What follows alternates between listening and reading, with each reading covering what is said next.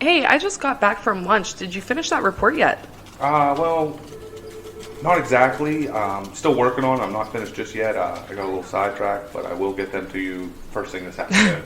It is first thing this afternoon. Well, yeah, I understand that, but I mean, I am working on But it. I'll have what do you mean that the report isn't finished yet? I'm still in the process of working on it. I've just been a little distracted. Distracted. Our meeting starts in an hour. I can have it. No. What were you doing? Were you listening to another hunting podcast again? I swear, I give the staff in this office the freedom to do whatever they want to do as long as they meet a deadline. That is the first bullet underneath your job description. Pays attention to detail and deadlines. And deadlines. With emphasis.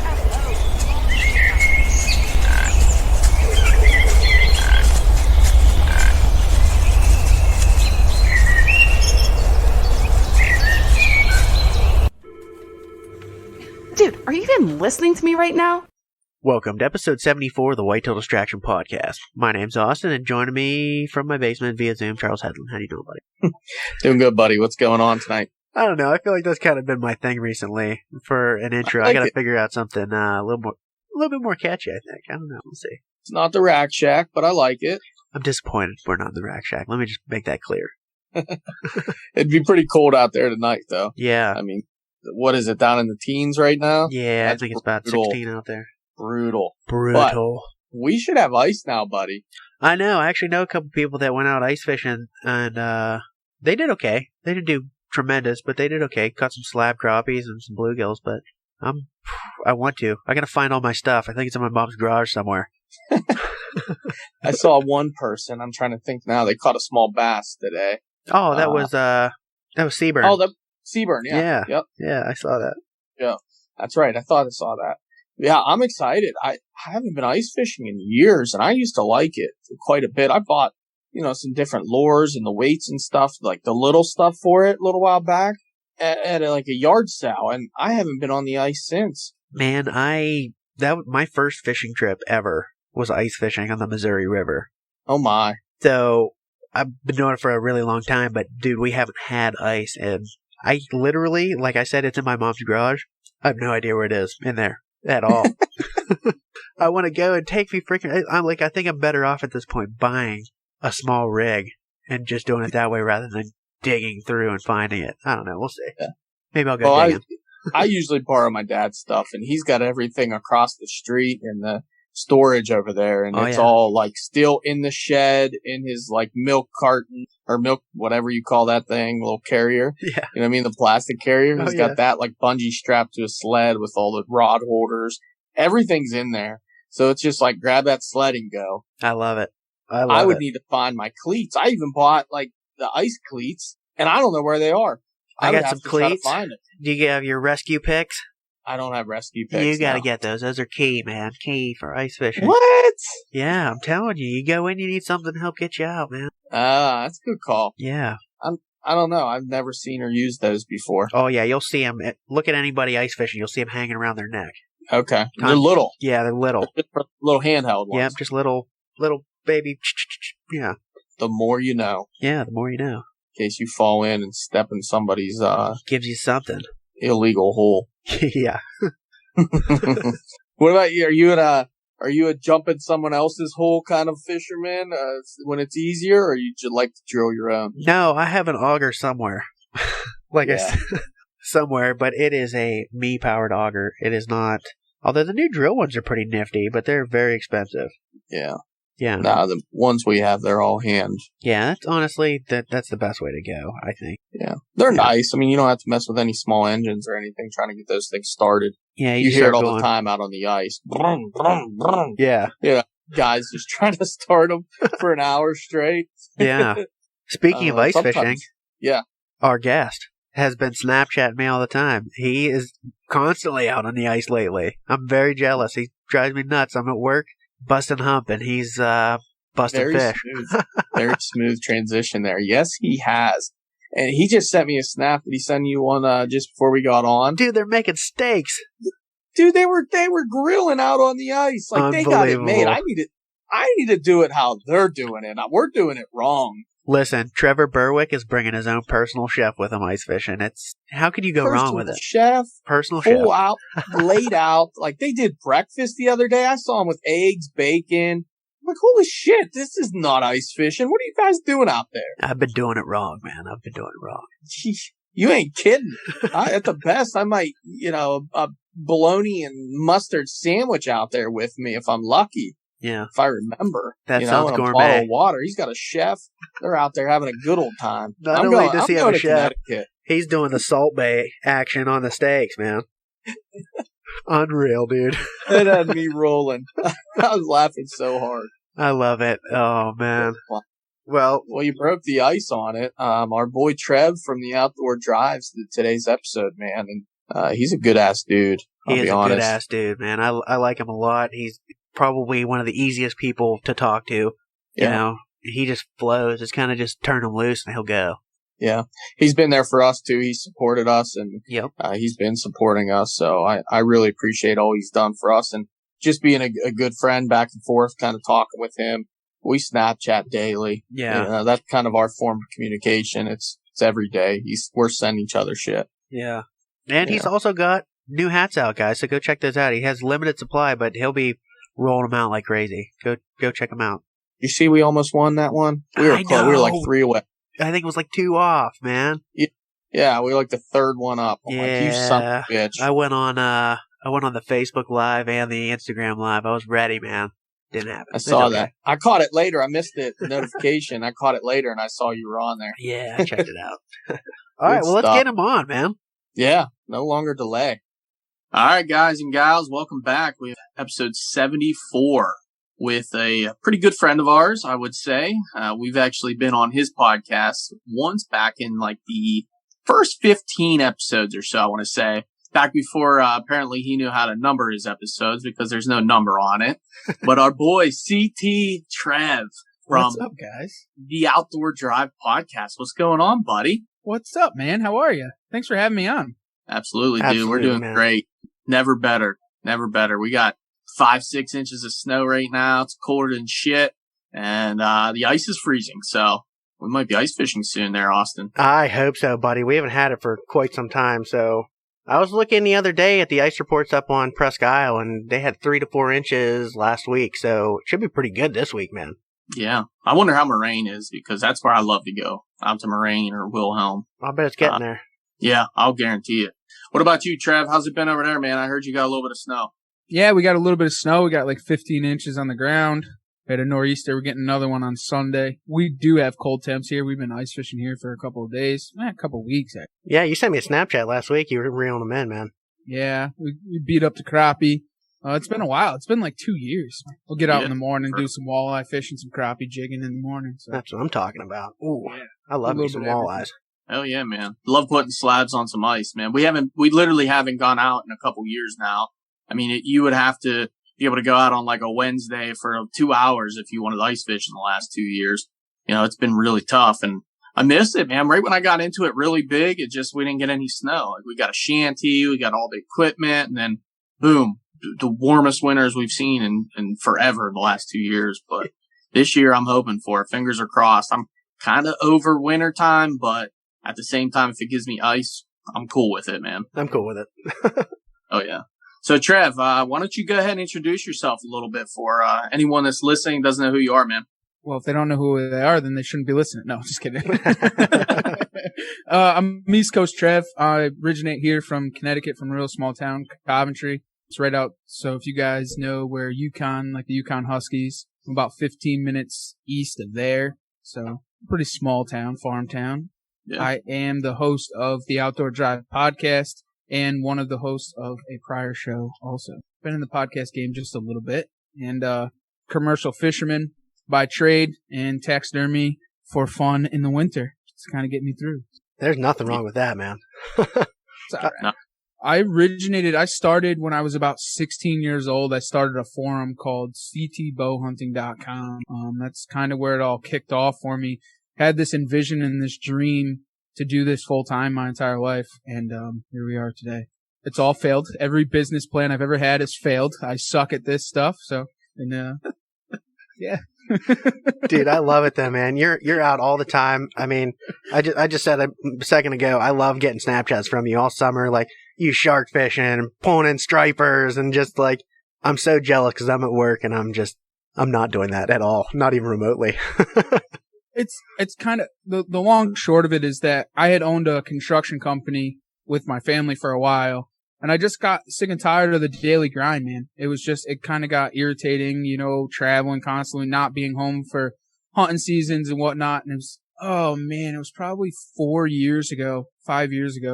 I was actually in Boston, Massachusetts, and I wasn't going to be home for turkey season. So I looked at my dad and I said, I quit. He's like, what do you mean you quit? You own half the company. I go, I fucking quit. I'm going home. So I went home and then I had to figure out what I was going to do. So I went back to working on a boat and, kind of been doing it ever since, man. Just kind of whatever it is, I love it works, man. pays the bills.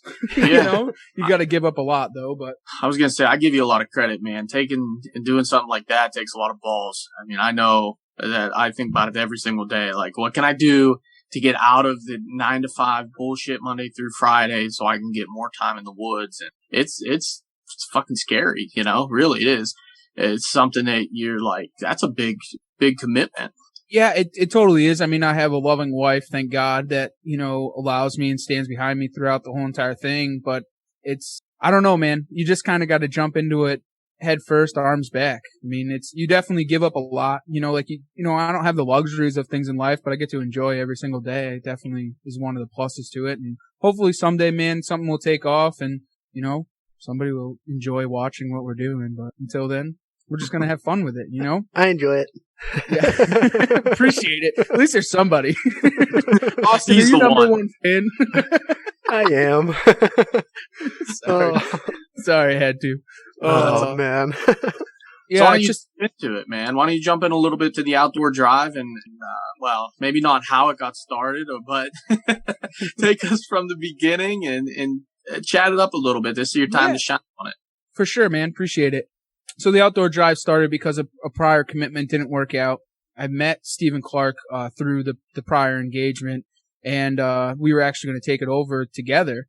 And then things had gone through not so well, and we decided that we were going to start another podcast. So we ended up starting. It was actually going to be East Coast Tradition, and then we were advised to not do that because of the prior podcast. And we ended up coming out with the outdoor drive. It's just that drive to get outdoors and do something. And we have probably the best of the best team because Steven is incredible with videography and doing all the technical stuff. He's an IT guy. And then you have me that knows how to do none of that.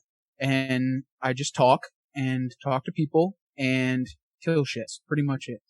I just enjoy being outside. I fish full time, so I'm constantly on the water, constantly doing stuff, constantly talking to people, constantly meeting people, and it's just kind of like rolled out from there, man. It's nice having a partner like that, probably one of the best, because I'll go and I'll film, say, a goose hunt or whatever, and I send it to him, and then he makes it into this huge, miraculous thing that I could never envision ever. So it's nice to have someone on the team like that, and he stands behind me too. It's just a win-win, man. If it wasn't for him, I wouldn't be able to do this, honestly, because I have no idea how to do anything when it comes to tech stack. It is nice to have. I couldn't do it without him, honestly. Yeah. Steven seems like a really good guy. We're going to have you both on here at some point for sure. We decided to keep it just you this time just because we want to focus on something that happened this year in the fall months, we'll call it. And we'll get to that down the road. But if you guys are listening to this right now, you definitely need to be listening to the Outdoor Drive podcast. I know it's on my list. It's on Austin's list. We're religiously listening to it. Go check out their YouTube channel as well. You guys are definitely pumping up some good videos. And I love it, man. What you guys are doing, you hit the scene and just took off running. And Appreciate it, man. You guys are killing it, man. We don't really have any other option. Just kidding. Just kidding.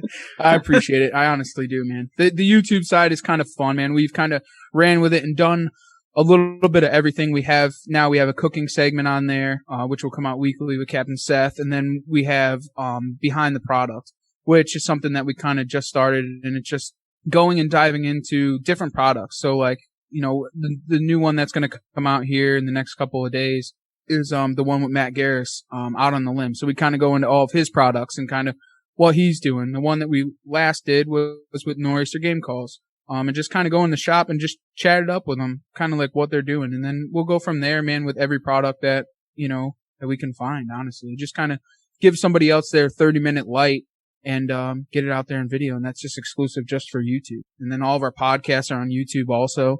So if you want to watch them, because there's a couple of them, man, that you really got to see them because there's some really cool things that are inside of them. No, that's killer, man. Now, are you guys doing just products that you believe in, or is it products that just across the board, like you see something cool, you want to know about it? Yeah. Yeah. Yep. Yeah. Okay. I'm down for that. Yeah. Solid answer. A little bit of both, man. We obviously started off with the guys that stand behind us. Yeah. And kind of work with us and partner with us, and then just kind of go out from there. We'll have a bunch of other products on there, man, whether we believe in them or not, or, someone just needs that time to shine and be able to be talked about and kind of a little bit extra marketing and a little boost. We'll have them on too. No, that's solid as hell, man. I love Matt Garris. He's a good guy. We've had him on. Matt's the man. Yeah. And Nor'easter Game Calls, they're great game calls too. I mean, they make everything, turkey calls, duck calls, goose calls, everything, and they're crazy looking. Yeah, they are. Mark makes some of the most, it's crazy, the artwork that he puts into them, man. He's a custom knife builder by trade, and then he just took it and started making game calls out of it. Like, dude, who else? So this was my gift from him, is a pen with deer teeth inside of it. That's wild. That was badass. And the black on either side is made out of Cape Buffalo. That so is just wild. That was just a gift to me, and like he'll make a grunt tube with it'll have acorn caps in it or whatever. It's just nuts, dude. Who does that? Yeah. Who even thinks of that stuff? No, I dig that. Yeah. Matt Garris is cool as hell. I actually reached out to him about going out there, and I might be meeting up with him and doing a little turkey hunt this spring. That's what he was telling me. That's fucking awesome, man. Hell yeah, man. I had a prior commitment with another guy, and then he ended up that he has to move to like Kansas for work during the spring, so he's going to miss the whole turkey season. And I'm sitting there thinking, who the hell do I know that lives in Oklahoma that can hook me up, man? And then he was the first person I thought of. I reached out to him. He texted me right back, and he was like, yeah, I don't see a problem. Come on down. We'll go shoot some birds and pigs and have a good old time, man. I'm looking forward to it. Big time. I want to get down there and go noodling with them. Oh, yeah. I don't know if I got the balls for that. I don't think I do neither, but I just want to go with him. Yeah. Watch him do it, I guess. I just want to be there. Put his big grizzly bear paws down into a hole with those forearms and just ripping fish out. Yeah. I just see me coming out with a big old snapper on the end of my arm, man. No, you would just come out with two less fingers. Nub. Yeah, exactly. Oh, man. Snapper's still be in the hole with your fingers. You'd be gnawing on it. Oh, I didn't think about that part either. Yeah. So, Trev, anything else big coming out in 2021 for you guys? I mean, we decided to not do any of the shows this year, which is kind of an upset because that's kind of like my favorite time to, go and see everybody. I'm a little upset that, like the Harrisburg show is not going on. The Iowa Deer Classic is on, but we're not going. We might go to Ohio, a couple of shows, but we decided that to kind of blow off the shows this year and use our money and kind of put it towards tags, just so that we can get more video content. Our big hunt this year, we're actually going to Idaho on horseback for mule deer this year. Ooh. So we're going to put in for our elk tags there also, but our big thing is to go out and shoot mule deer, with rifles on horseback. Badass. Man, Super excited for that. That is badass, honestly. That sounds like a hunt that I would really love. I've been to Idaho many times. I love it out there. Really? Yeah, have you ever been never to been. You're going to freaking love it, man. It's just a whole nother world. Chuck might be going out to Colorado this year. We'll see what happens, but him too. He's never been that far out west. You guys are going to be like mind blown, I'm telling you. Yeah. Amazing. Yeah. I've always been afraid with my gypsy mindset of going anywhere that I would really like Alaska. Like, it's like one of my number one bucket list things, but the problem is me being the gypsy soul that I am, I'd probably never come home. Yeah. I would just find a boat to work on or something and then just never, I'm weird like that. I'd send divorce papers back home and it's just not bad. That's just me. But, He's coming to real estate agent as soon as he gets there. what's that? Sorry, Austin. Go ahead. You're going to call a real estate agent as soon as you land. What kind of shack can I get, man, for $20? You might just be like the Alaskan bush people and just build your home out in the forest somewhere. Yeah, I'm That's in. more like you. Yeah. Yeah. He has a construction background, bro. Done. Done. Just because I worked for the construction company didn't mean I learned anything. I just went to work. I was dreaming of whitetails and turkeys, man. I didn't actually do anything while I was there. Yeah, you know what? That's okay. You got the experience. It'll be all right. Oh, man. Well, Speaking of turkeys, man, I kind of want to get into a quick recap of your season leading up to your Ohio trip. That's one we want to focus most of the podcast on. So if you want to just do a quick run through, recap your season, because I know you had one hell of a year and there's a lot, probably too much to even talk about. Yeah, I mean, I'll just kind of hit. I forget half of it, but turkey season was actually really good. I started off in Virginia. I went down and visited Steven down there. We did a little bit of a hunt down there, and then it was tough, man. It was a grind. It was kind of the first time that we decided to kind of put the video camera behind the hunter, and it was not easy. It was either we had the bird, but we didn't have it on camera, or we had it on camera, but the guy couldn't get a shot. And it was kind of tossing back and forth. I mean, we called him probably 10 different birds. And it just did not work out. Then I came back home and just absolutely annihilated. I mean, it was stupid. I called in 1,000,001 birds. We started with the youth season here. I had a young gentleman I took out. We doubled up in one day, got 2 longbeards. And then regular season came around. I put a ton of birds down, with friends, Captain Seth and my buddy Mike and my brother, this, that, and the other thing, calling them in. And then I shot 4 birds. 3 were on public and 1 was on private. Probably one of the most memorable seasons for me, for the simple being is that I got to hunt with my mentor for the first time after him being my mentor since I was like 16 years old. And we'd always talk over the phone or whatever. We just never were able to get out. And this year we were able to kill a bird together, and it just meant the world. It was so much fun. Just kind of putting everything that we've kind of talked back and forth for 15 years and then actually doing it together. So that kind of added up to be an awesome thing. And one of the doubles that I actually shot on public land, I crawled in the first one and came in, was out of focus or out of frame, shot it, went and got it, came back, and I was just sucking it all in, man. It was a big old tom, and I hear another one light up down the ridge. No way. Like, are you kidding me? It's like 15 minutes later, dude. So I'm like, all right, here we go. I'm like, oh, this is going to be too easy. So he starts coming in, and he gets to about 45 yards, and I couldn't take it no more. He was just strutting back and forth, and he's walking up, and I just meleeed him and laid him down. It was in frame, but it was way out. And I was like, I don't know. I didn't really even care. So that I shot the double, but it wasn't a double together. It was a double one right after another. So it was kind of cool. Turkey season was really good. I love turkey season. It's probably one of my favorite, especially the camaraderie of everybody and hanging out and calling birds. And then after that, obviously went into fishing season, and things kind of always get crazy during fishing. So I think we did 136 trips this year for striped bass. We do a lot of double trips and stuff. Kind of gets a little crazy. I don't think that there was any trip that we didn't go out and we didn't get our limit. So our limit here is 28 to 36 inches. Anything over's got to go back. Anything under's got to go back. We caught a ton of 50 inchers, 40 inchers, just absolute behemoth fish. And then, beginning of the hunting season started off a little bit slow for me, honestly. I shot a doe in the first week or two, but always knowing in the back of my mind that I was leaving. I was leaving this hellhole to go somewhere that you knew that there was big bucks, and kind of did a little bit of e-scouting, talking back and forth. And I was headed out to Ohio to meet up with Eric Smith, who, if you guys don't know who he is, Bones76 on Instagram, or they call him Bones, or Eric Smith.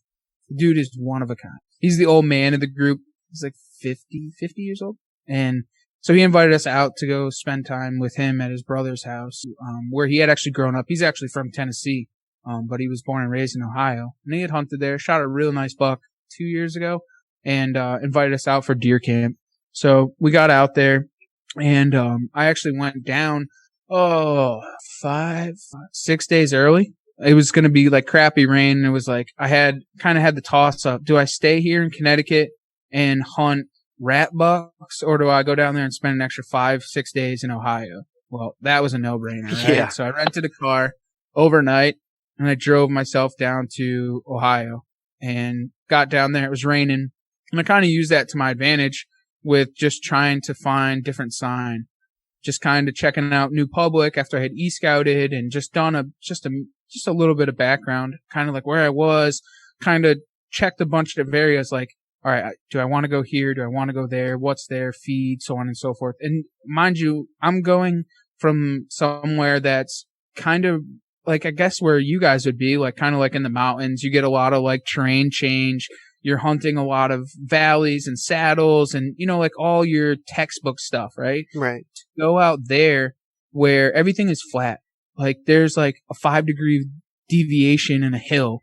And like we always have this joke like, oh, look at the south facing slope. Like it's like this tiny little hill. Cause there's no change in anything in central Ohio.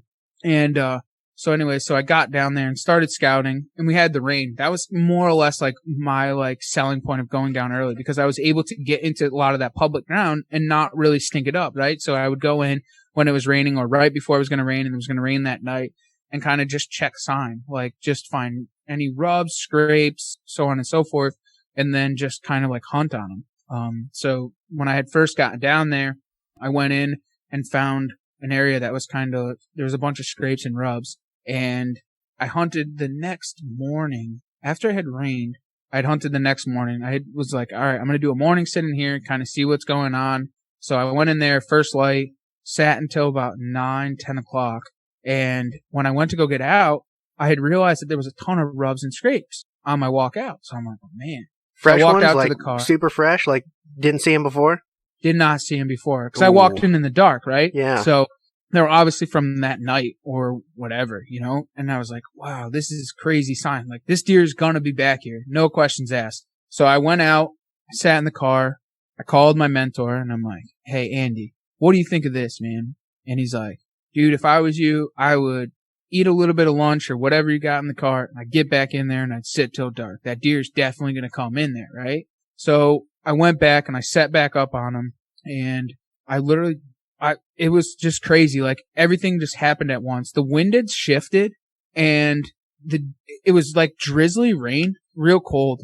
And so the wind had shifted, and I'm not really paying attention, obviously, because it's the middle of the day, right? It's like 1 o'clock in the afternoon. And I look to my left side, and at 20 yards, there's a deer standing there. I'm like, what do I do? Where'd you know you what come I'm from? saying? So I just slowly take my hand, and he's a shooter. He's probably like, I don't know, 140s maybe, 150s. And I literally just go to take my hand, and my hand gets fully extended, and it grabs my bow, and this deer's head just snaps up. I'm like, I didn't even move. Like nothing moved at all. That's when I realized that we were hunting the most cagiest deer I have ever hunted in my entire life. Oh. And I then realized that this public land gets hunted a lot. Yeah. And it was like every ditch, every creek bed, like every like textbook style area that you could obviously imagine had 3 trees standing. Yeah. And I was like, okay. That sounds So like here. this is what we're working with. So I had gone back and I talked to Steven on the phone, and Steven's like, Trev, don't overthink this. Hunt like you would hunt back home. But Steven, I'm hunting a 25-acre parcel. This is not like hunting back home. You know what I'm saying? Like, go into the bedding. He goes, hunt like you hunt back home. Okay. So the next 2 or 3 days, I just scouted and scouted and scouted deeper and deeper into the woods. And a lot of the thing is, everybody there, they hunt the fence rows. Like, that's just how they hunt.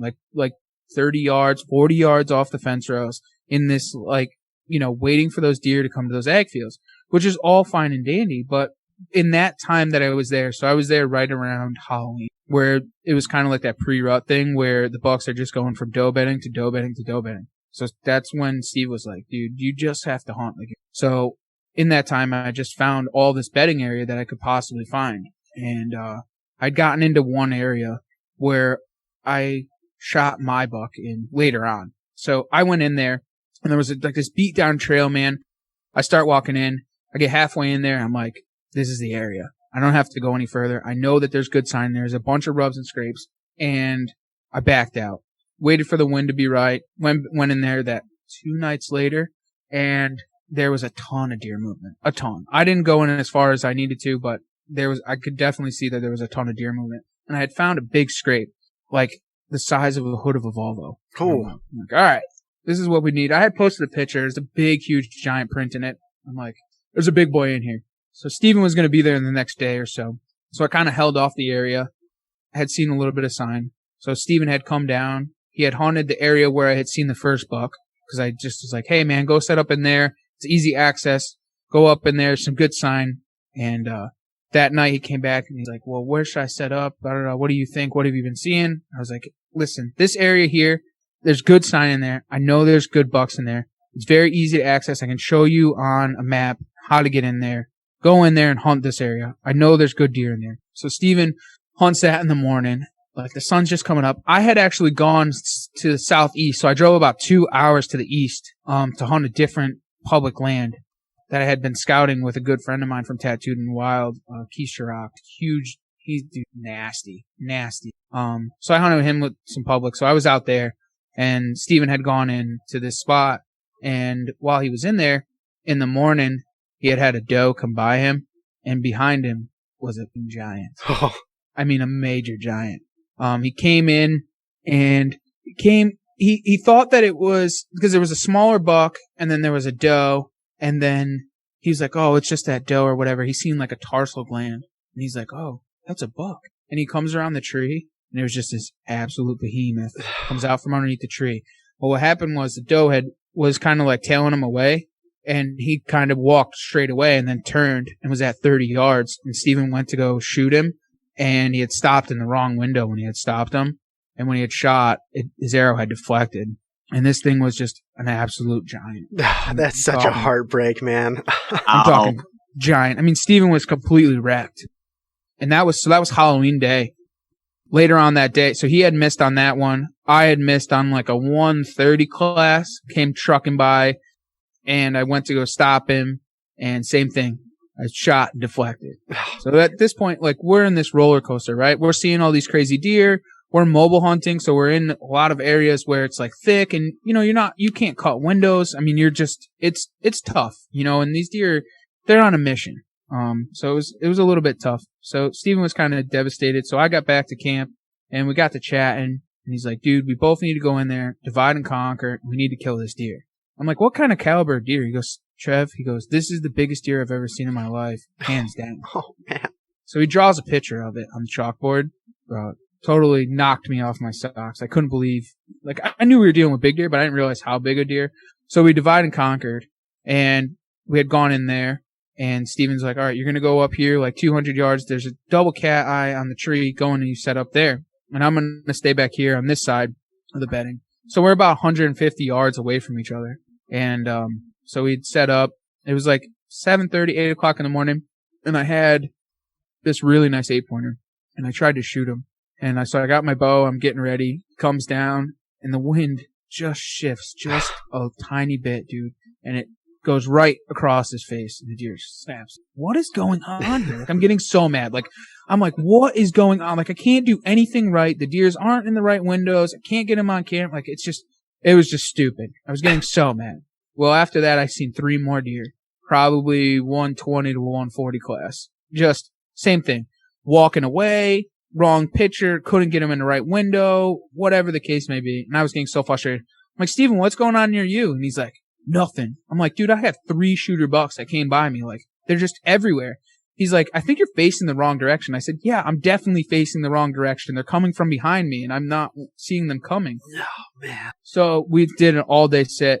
And he had seen 1 other buck or 2 other bucks. And I had messaged him. I'm like, dude, big shooter coming your way, right? So I didn't realize, but he didn't make it all the way to Steven.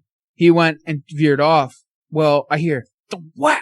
Oh, Steven just shot one. Well, he had shot it maybe like a 125, and he had missed. Oh, no. Same thing, missed again. I'm like, dude, what in the world is going on? Like, this is crazy. This is just absolutely asinine. Well, I seen that deer take off.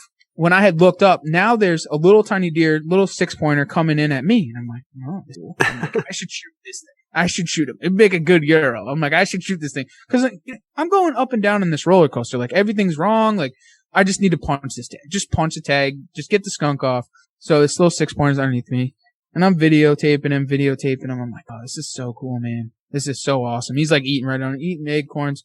About that time that I say that, this thing starts crawling out of his skin. I've never seen a deer do this. Like, hair kind of like stand up, and he's like, he put his head down, and then he would snap his head up, and he'd look, and he'd put his head down, he'd put up. I'm like, what in the world is going on? Like, do you have Tourette's? Like, what is wrong with you? So the deer, and I just hear, and then I hear,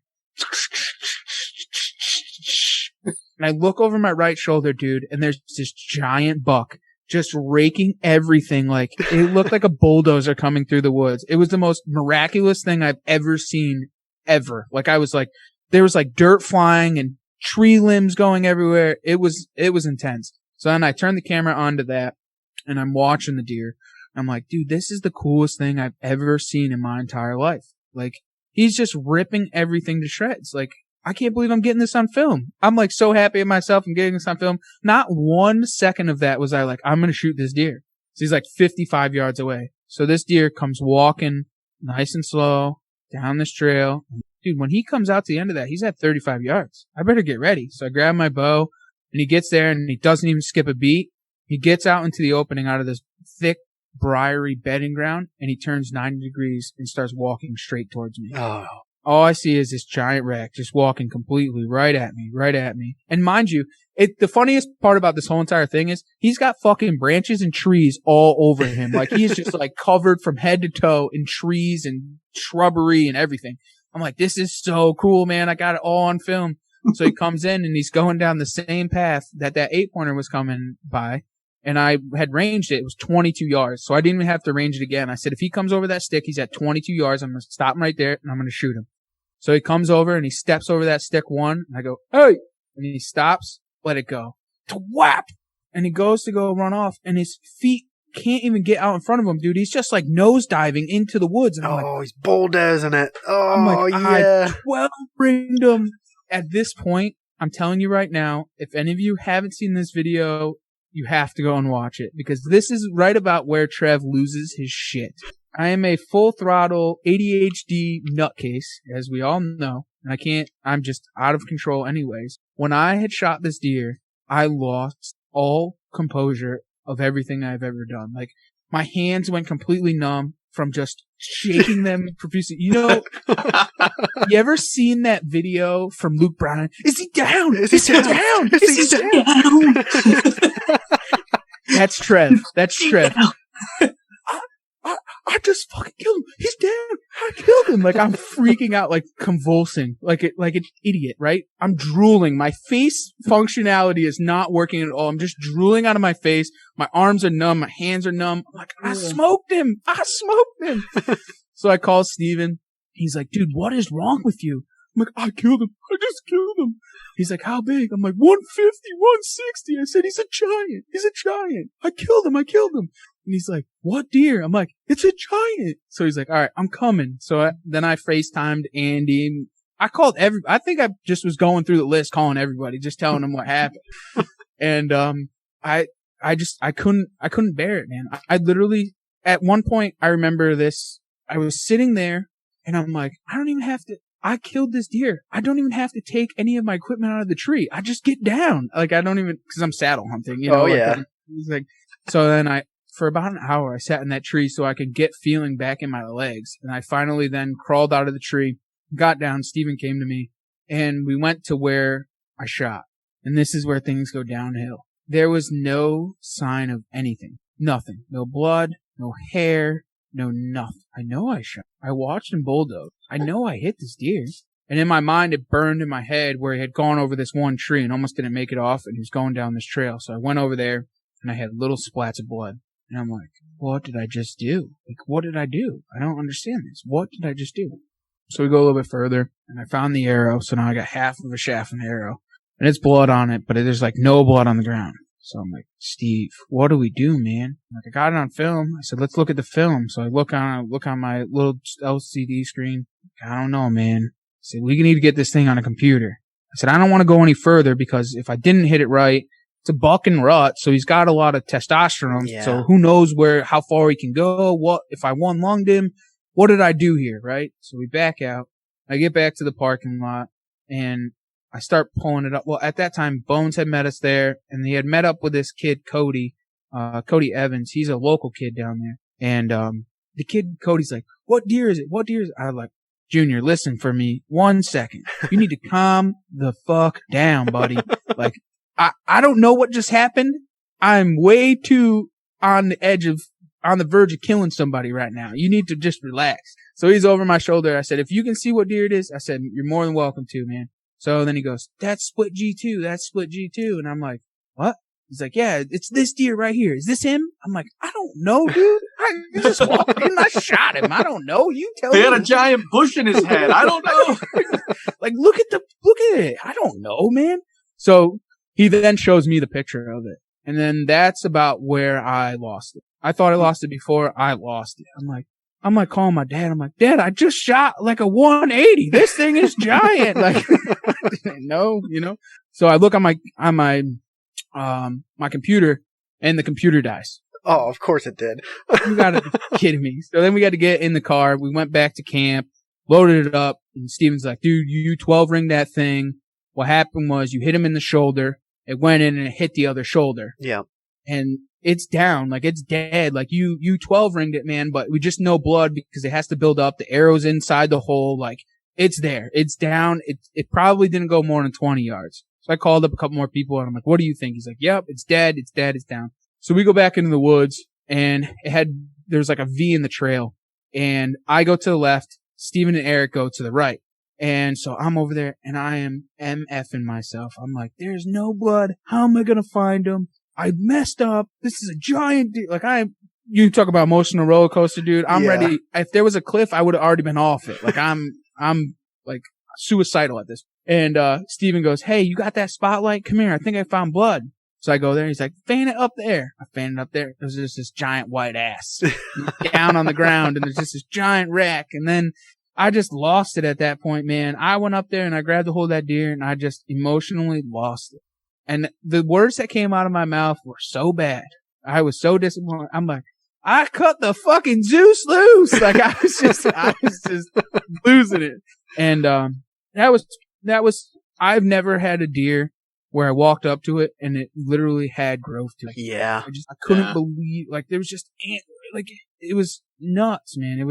I literally looked up at Steven and Eric and I said, am I really on planet Earth right now? Like, did I really just do this? Like, did this really all just occur? Like, I couldn't believe it, man. Like, I did not, and none of me even thought of going down there and shooting a deer of that caliber. Like, I was going there with the intentions. I had said to Clay Thurman, I said to him, if I'm only going down to Ohio to shoot a 125. I want to pope a young deer. Like that was my goal, was to shoot a 125. That's a solid goal to have too. I mean, what more can you really ask for on a DIY, just like on a whim trip going, you know? That was my goal, man. I would have been just as happy if I shot a 125. And you know what Clay told me? No one goes to Ohio to shoot a 125. I'm like, I do, and I will. You know what I'm saying? If there was a 125 that would have gave me an opportunity, it would have been fucking arrowed. I can guarantee you that. DED dead. DED dead. It would have been dead. I promise you that. That little 6-pointer that was 95 inches, he was getting it too. I promise you that. If it wasn't crawling out of its skin doing weird things, he would have got it too. But it was something else, man, to just kill that deer. It was miraculous. I don't even know, man. It's like, it's not even a belief to me anymore. Like I look at that thing and I'm like, I really did that. Like I did that. I don't know. It's still not real to me. Really not. And I'm kind of afraid of the day that it comes back from the taxidermist to actually see that. You know what I'm saying? Like I'm just like, oh, I look at it all the time, man. It's right here with me all the time. Like there she is. Oh, look at that little baby buck. Unreal, dude. Oh, man. Yeah. That is one hell of a white-tailed animal. It's 166 and 5/8 is what he's Freaking giant, dude. Freaking giant. Code. So it's safe to say you're going back next year.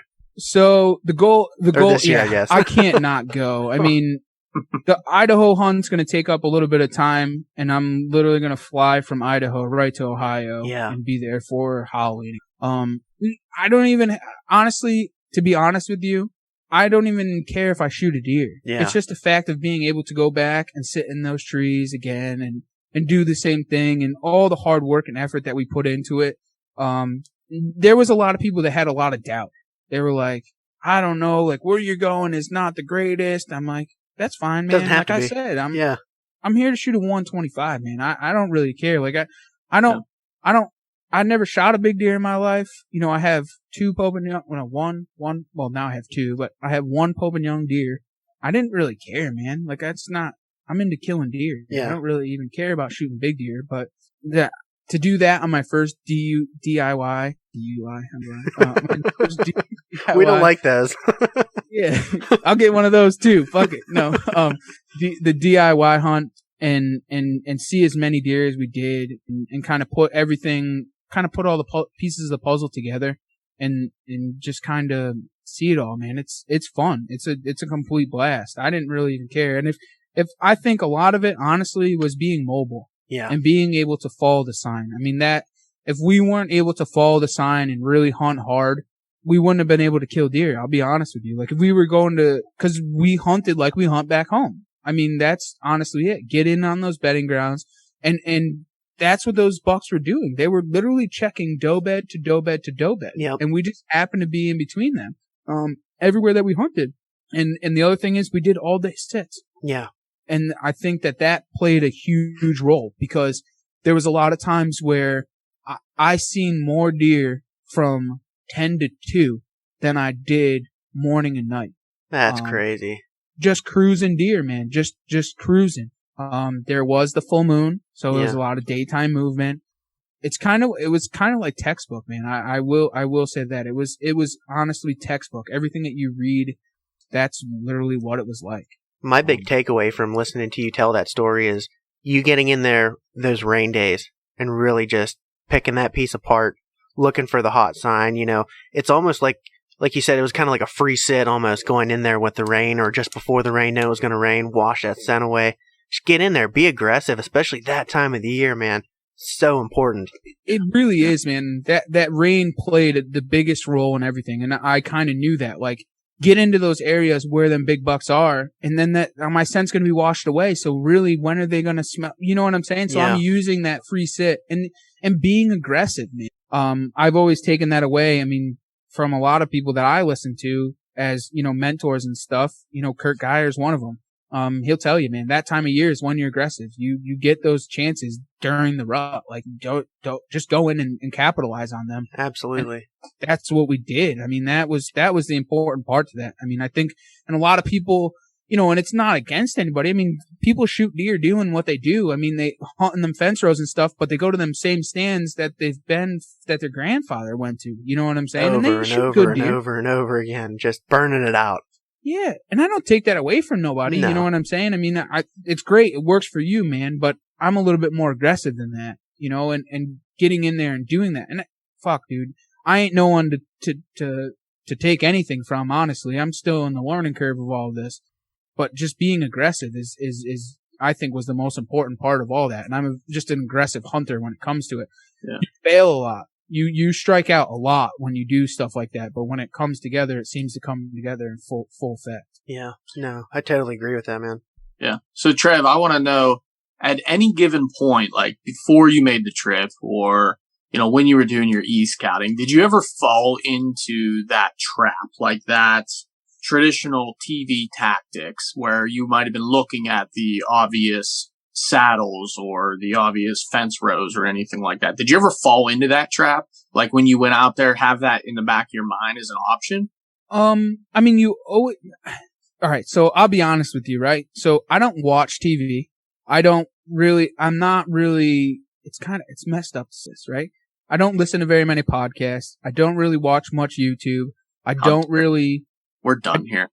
No, the thing is that, in all actuality, I'm just out there doing it. So like, I don't have time to be watching TV and learning it. I'm kind of learning it on my own, as screwed up as it is, man. Like, I listen to podcasts and you look for those saddle points and those pinch points and the bedding grounds and so on and so forth. But I don't think that I fell trapped to any of those normal things. Just kind of hunt the way that I know how to hunt, right? Just be that woodsman and just learn by losing, you know what I'm saying? By messing up and screwing up, Yeah. Kind of where that came from was like when you said you talked to Steve and he just had to keep reminding you, like, hunt how you hunt. Because I know guys do it. They go out to the Midwest and it's funny that people even call Ohio the Midwest, because in my mind, it's not even close. Like, Ohio is not the Midwest. It just isn't.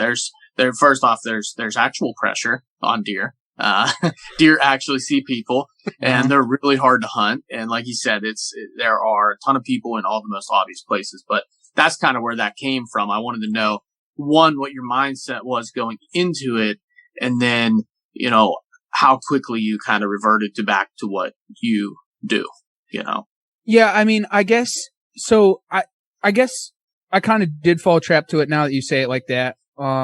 What I would go and I'd find some of those river crossings and try and see where they're crossing across them, and every sluice way, you know what I'm saying? Like those kinds of things, because you hear that's like the Midwest way, right? So you want to get down in them river bottoms and so on and so forth, which there is no bottom, like maybe like a 3-foot deviation from the top. But, I did kind of get subject to that for a while, like trying to find those areas that you are told about.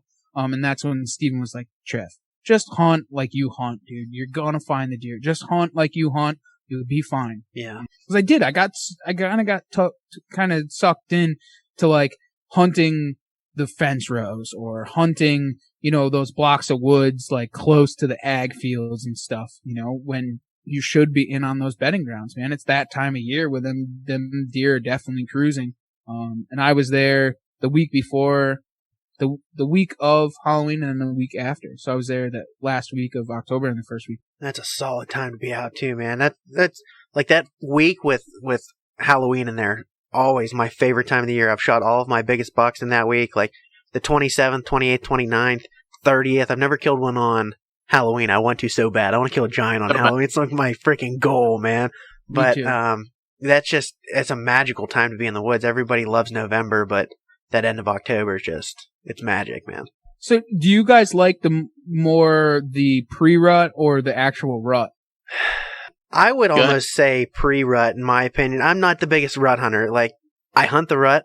I've had a lot more luck, and I've been a lot more, I don't even want to call it luck. I feel like in my head, that time of the year, that end of October is just so much better than the rut. So I kind of get stuck in a rut, hunting that harder than I would in November. And it's paid off for me, but, I don't know. Our area is so strange. Like, the way that the dynamic is with hunters around here, like, everybody's out that time of the year. It kind of gets overlooked a little bit, that end of October, mid-October range. Guys aren't out hitting in full force like they would November 7th through the 14th or whatever. You know what I mean? So it's kind of just really an opinion based, but what about you, Chuck? Well, I would agree with you there now. Over the last 3 years, most recently, I would say the best days in our area, and I mean, this is backed with how many deer have hit the ground in that time frame. October, like 27th through November 2nd or 3rd. That has been absolute fire in the last 3 or 4 years. I mean, absolute fire. But at the same sense as Austin's mentioning, when I was younger, that rut time frame was pretty magical. My first 5 or 6 years, bow hunting, I saw a lot of action, a lot of chasing. I mean, that's the exciting stuff, right? You see the hardcore chasing, you hear bucks fighting, you can, rattle deer in, and I killed my biggest buck on November 7th. And I killed another one on November 8th. So it's hard to bypass that first week in November and those first 10 days, because they can be, if you're on the right property and now it's private ground with relatively low pressure, that rut time frame, it's been pretty good. But the thing is, it hasn't always been super consistent. You would see one day and it would be absolutely outrageous, bucks chasing does, and you see 4 or 5 different bucks and they're just everywhere. And then you hunt the next 7 days, you don't see a deer. It's just that way of you got to be in the right place at the right time in the rut because it's so random. Now that early phase where you're late October, first couple of days of November, those deer are still in that same area where you've pinpointed their bedding areas to an extent. They're in that area and you got a really, really good chance, probably a better chance of killing them than those bucks, But man, those first 10 days of November when those randoms show up and, like the one I shot it was actually a local deer. Buddy of mine, buddy both of ours, was hunting there like the first week of the year, and he saw this giant 12 point. He kept talking about this giant 12. He just said he's freaking enormous, right? Didn't see him all year, never had him on camera, and then sure enough, he showed back up November 7th and walked up to my decoy. I was trying to mount my decoy and ended up shooting him. So I don't know, man. I love it. I don't care what time frame, but I will say the last 3 years at late October has been just money. I think that pre-rut is the most important. Honestly, I like it a lot better because, like you're saying, they're more like on that feed to bed. You know what I'm saying? Yeah. And they're more programmable. They're easier to track, and that if you're near a doe bed, a buck is gonna come there. You know what I'm saying? Because he's on that search to find that first hot doe. Yeah. And that's when you can get haywire with being during rut. You got to be in the right place at the right time, man. You could do a whole day rut sit and not see a deer if you're not set up properly. You know what I'm saying? And I think I don't know. My days are I like the last week of October and the first week of November. Like that is the hottest of hot. You will get a ton of chasing bucks after that. Like things can get haywire if that buck is in the area. Like if I get a buck on camera, this is the downfall or the good things to a cell camera. Well, if you get that buck on camera, you have 3 days to get in there and kill that deer. He's going to be there for 3 days, right? So that's what everyone says. So if that deer shows up on camera, if you're in that area, he'll be there for 3 days because he's in there on a doe, obviously. You know what I'm saying? But I don't know. That pre-rut, dude, you never know what's going to show up. No. You never know where they're going to come. And I learned a lot in Ohio, and I took away more stuff from 2 weeks of hunting there than I have my entire life of hunting. As far as like winds go and like that wind, what I didn't say was that wind was blowing quartering into that bedding ground the entire day. That buck was bedded 75 yards from me the entire day. Literally the entire day. When he had stepped up and was raking those trees, he had been there all day long. He was on that rub line. The tree that he was raking on was this oak tree that I could probably barely even put my arms around. And I meant to go over there, but I was so torn up with what was going on. My plan is to go down to Ohio in the next couple of weeks here. I want to go down there and take a picture of that tree. Like that's my number one goal is to go take a picture. Cause I had to look at that tree from the minute the sun came up to the minute the sun went down. It was this giant tree and it was just rubbed about 4 feet off, 5 feet off the ground. I couldn't believe it. I was just totally mortified to have to watch that thing all day long. Oh, man. Sucks, dude. Awesome. It is what it is. That's killer though, dude. That honestly, and here's the main reason that I love having podcasters on here. You're used to podcasting. You know what you like to hear. That story was so vivid. I've seen the video, but that story is so vivid. It just, you're painting pictures for people, man. Like if you listen to that story and you can't imagine that thing coming through, like I'm going to call that buck the brush pile. Like if you can't imagine that thing coming through and just like going crazy, you're just, get out of here. Yeah. I do got to call you out though. You missed a couple of details. And what I missed? I'm going to call you out on yours because you kind of screwed my questions up here that I was, so I two things that stood out when you told that original story. One was at the beginning when you ran into the Amish kids in the parking lot. Oh yeah. Right? Yeah. So I wanted to know, I wanted you to talk a little bit about parking lot etiquette because in your original story on your podcast, you mentioned how you approached them, even though they were basically speaking Pennsylvania Dutch and, but a lot of people wanted to approach them and your parking lot etiquette to know where they were going, to know that you were separating yourself from them. I thought that was a big part of the story. Yeah. So that was actually on different ground. So that wasn't the same area where I had actually shot that buck. That was on the other public ground that I had gone to, that I had drove to a couple hours away. And when those guys, I was in there after a certain buck also that I had found a sign with, Keith, and I had a certain destination that I wanted to go. There was a ton of giant rubs up there, and I had actually missed that deer. That was the one that I had missed. It was probably 130, 140. But when I got to the parking lot early in the morning, I was getting dressed, a car had pulled up, and there was 3 heads inside of the thing. And I'm like, oh, and they're parked on the side that I want to go up on this mountain. I'm like, oh my God, what am I going to do? And Keith had warned me about the Amish, right? Cause like, there's like nothing good comes from the Amish, I guess. I don't know. I just, You have no idea. Yeah, I don't. Keith said that they're halfway decent though down there and they're pretty respectful. So I literally went up to him and was like, hey, y'all headed up on the ridge? He's like, yeah. I said, you guys going to the right or you guys going to the left? They're like, we're going to the right. And I was like, all right. He said, where are you going? I said, I'm going to the left. He goes, it's public land. You can go wherever you want. Like, the kid was like wicked cool, man. I'm like, can I show you on the map? So I know that you're going one way and I'm going the other. Cause like, if you're going up there, I don't know where the fuck I'm, cause I don't have a clue. I've only scouted this small little area. And the kids were wicked cool, man. He's like, yeah, there's a 150 up there that I passed. He broke off all of his tines on one side. And I'm like, you bet your ass he comes out in front of me. He's getting shot. Like, I don't even care. Like, I'm shooting him. I know a taxidermist and he'll fix his tines. Like, I'm shooting him. He's not getting away. You can consider him dead. But no, I didn't end up seeing them, to be honest with you. But the kids were actually really cool. And it's, hunting public land is one of those things that you kind of gotta be, you gotta talk to everybody. You gotta be versatile.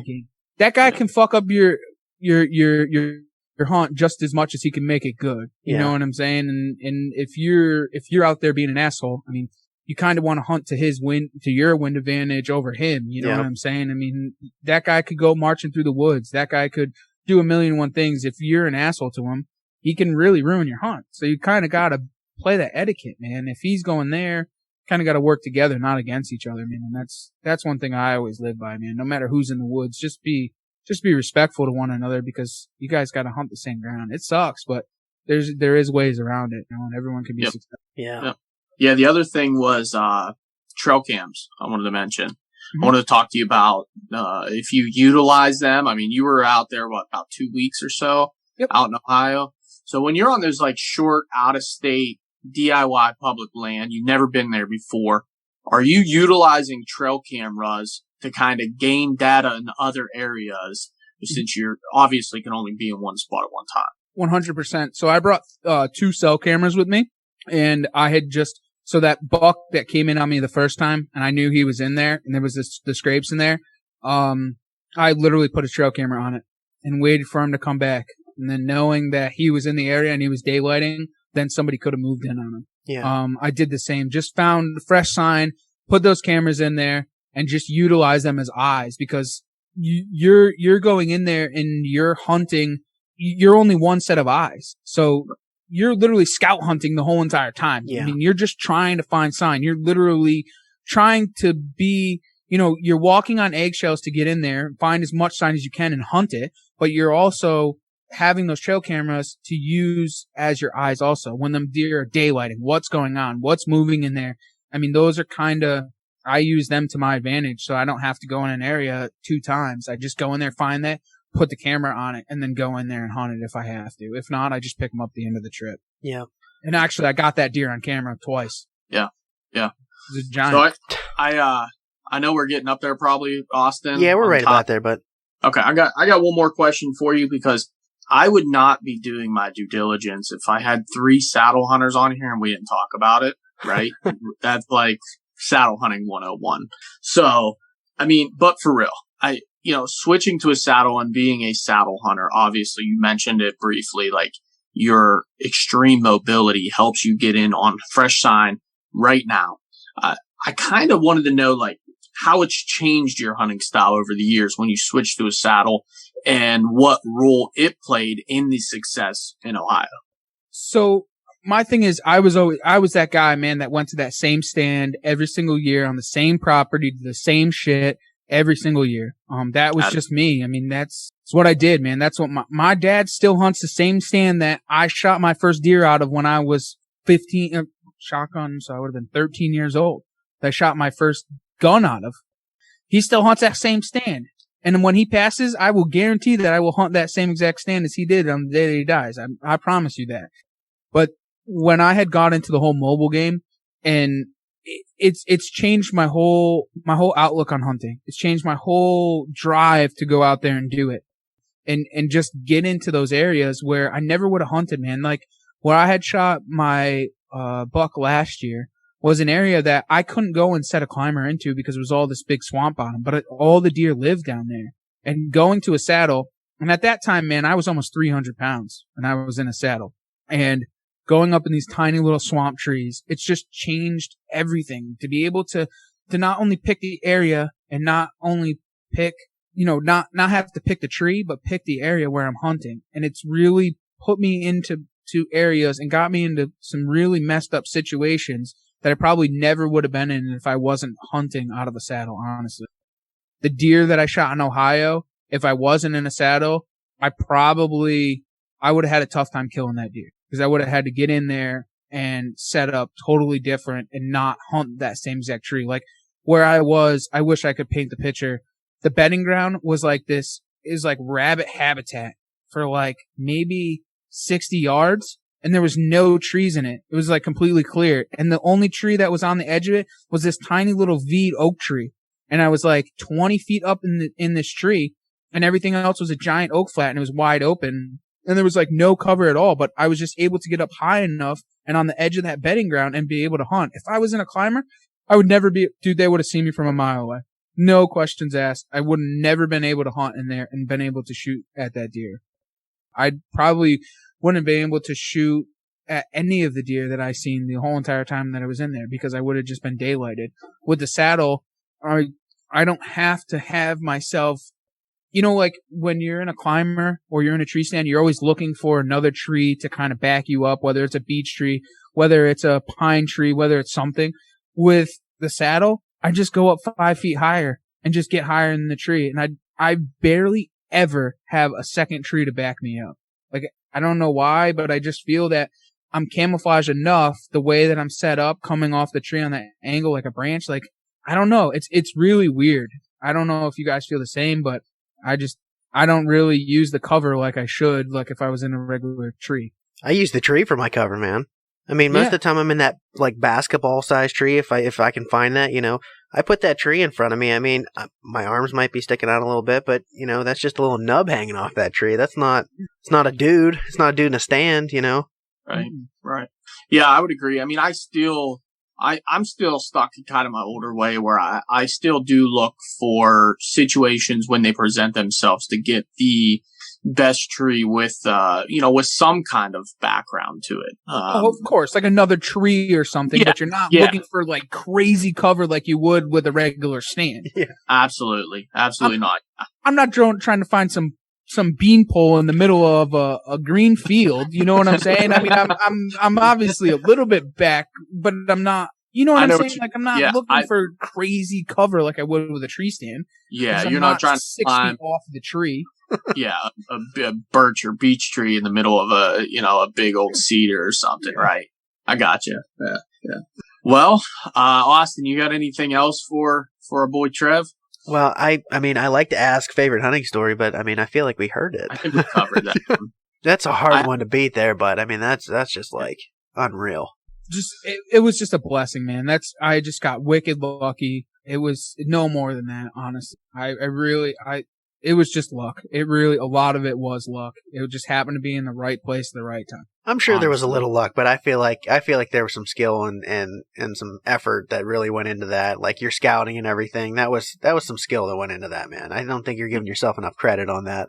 Yeah, luck goes so far. It does.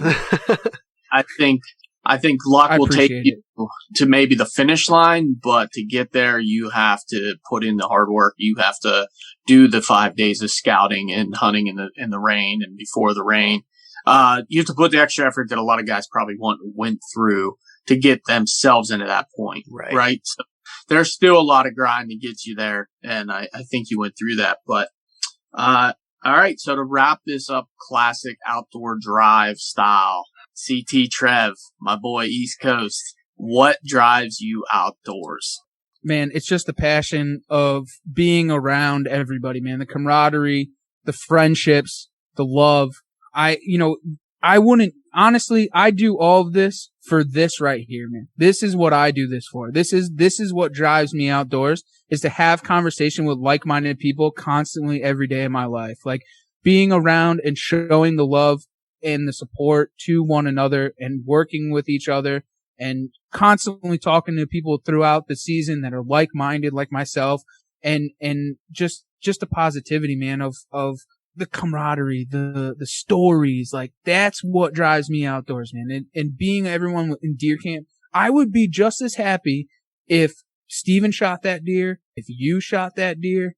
That for me, I don't care who shoots a deer. That doesn't mean anything to me. I just want to be there and I want to be part of it. And I just get so excited about that. And that is what drives me outdoors. That is so freaking solid, dude. I love that. You've practiced that answer, I feel like. No, I just lived that answer, my friend. I just lived that answer. Okay. I love it. I'm busting your balls. I love it, man. I know. Well, let everyone know out there where they can find you. If they enjoyed this episode, they better have enjoyed this episode. Let them know where they can find you, man. So you can find me, East Coast Trev, on Instagram is my personal. The Outdoor Drive on pretty much any and every platform. www.theoutdoordrive.com. You can find us over there, and you can find us right here on the Whitetail Distraction Podcast. That's what I'm talking about, buddy. I'll link all that in the description. It's gonna be beautiful. Appreciate you coming on, man. Hey, thanks for having me, man. It was awesome to be here, dude, and I can't thank you enough for having me. Absolutely, man. Got it, brother.